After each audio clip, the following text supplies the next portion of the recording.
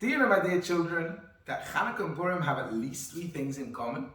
Because on both we celebrate the salvation of our people from anti-Semites and wicked people.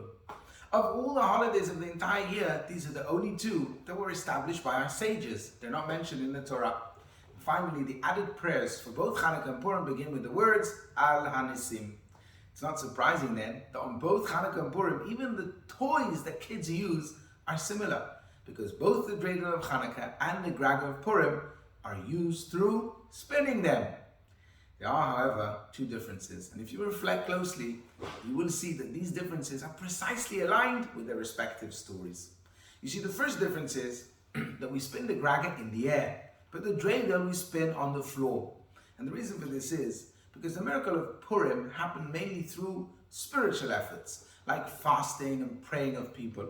So we spin the Graga of Purim and we wave our hands high up in the air, pointing to the cause of the miracle, which was aloof, high up, spiritual, and up in the heaven. On Chanukah, the miracle was mainly through the physical war. So we spin the Dreidel on the floor to show that Hashem's powers control and penetrate even the physical and low sphere of our materialistic world. But there is another major difference between the Dreidel and the Graga, in that the Dreidel stem, it protrudes from the top of the Dreidel and points upwards. But the Graga stem, it protrudes from the bottom of the Graga and points downwards. What's the difference? Because in the Chanukah story, Hashem performed unbelievable supernatural miracles, both in the war of a few against the many and the weak won the strong. And with the oil lasting for 8 days, it was clearly supernal miraculous events. Therefore, the stick that holds the Dreidel points upwards towards Hashem.